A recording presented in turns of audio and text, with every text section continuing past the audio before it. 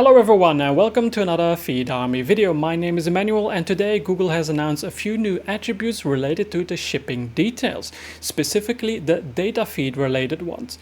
So when we submit the min and max handling time, you could not really specify which days these apply to. By default, this is Monday to Saturday. However, not every business is open on a Saturday, or maybe not even on a Monday. Maybe they start on a Tuesday. So that was possible to set up in the Google Merchant Center shipping details UI, but not in the data feed itself. Now you can specify that.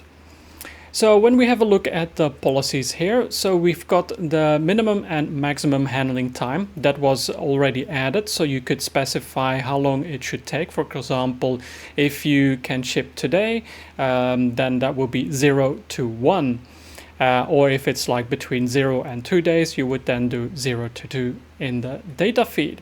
Now, if your handling times are only from Monday to Friday, then you have to basically go to this new attribute, which is the shipping handling business days. So that means which days are you really working? So that will be for this attribute here. So you can specify in 3 different methods. M for short, the Monday, or you can use the 3-letter value, or you can use the full name. Whatever you do, don't mix and match. So for example, don't use M for Monday, then Tu for Tuesday, and then Wednesday in full. That will not work. For each value, you would add a semicolon delimiter within each value. And one thing to be careful of, because you would assume for the 1 letter that it will be a T for Thursday. However, as that is already used, Tuesday, that is T. For Thursday, it will be R, and for Sunday, it will be U. So if you don't want to confuse yourself with the different values, for example, in the future, maybe consider the 3 value or the full value to avoid confusion. So in this case, you would, for example, do Monday, Wednesday, Thursday, Friday, and Saturday, or more logically, Monday, Tuesday, Wednesday, Thursday, and Friday. It depends. For example, in Europe, it's very common to not work on certain days. For example, in Thailand, the business day actually starts on a Sunday. So that is very good. You can also use ranges. So for example, if it's Monday to Friday, just use M-F. And the same for the 3-letter value or the full word. So Monday-Friday. If you have a mixed date range, then you can do that as well. So for example, if it's not on a Tuesday, you can then do it on Monday and then semicolon Wednesday to Friday with a hyphen in between.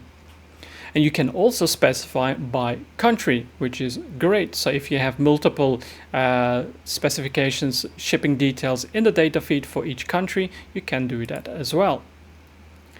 Now, one point I want to highlight is what the best practices are. Here it states, provide the minimum transit time and a maximum transit time and shipping transit business time if they are not for default Monday to Saturday. For the shipping transit time, it's actually exactly the same. So the values are exactly the same, just a different attribute name. So shipping underscore transit underscore business underscore days instead of the handling. So shipping underscore handling underscore business underscore days. So for the shipping transit business days, there's one thing that I want to highlight. And that is if you're using a carrier. In this case, you don't need to use this attribute. So don't use shipping transit business day in carrier shipping. That is also a new attribute. Use the carrier transit time attribute instead of the accurate shipping days. And that is because the transit time is actually specified by the carrier itself. So Google will then take into consideration what the official business days are where they are shipping. So if USPS ships from Monday to Saturday, then that is what Google knows and will use. So if we have a look at the new attribute here as well, so the carrier shipping, you can now also specify that in the data feed, which is very useful. However, I only recommend using this attribute or all attribute, basically all shipping, and even this one, which is the normal shipping, only in case you have very complex shipping settings. So for example, if they change per product, then I would recommend using this. However, the shipping in the UI is much easier to use and not as complex. So first, try to set it up via that and use the shipping label, which is also here. So if we go and highlight that. So if you even have like a couple of products, or if it's per brand, then use the shipping label so that you can specify the shipping details per product, still using the Google Merchant Center UI, which is so much easier to set up than using all these new attributes, which is a little bit more complex. And that is only if you're wanting to set up on a per product basis, which is very useful. So that's basically it. I recommend that you have a look at all the values. Also, please note that the carrier settings, as with the UI, is only limited to specific countries. So not every country will be able to use the carrier services. But that has not really changed in a while within the Google Merchant Center UI. So that carries over to the data feed version as well.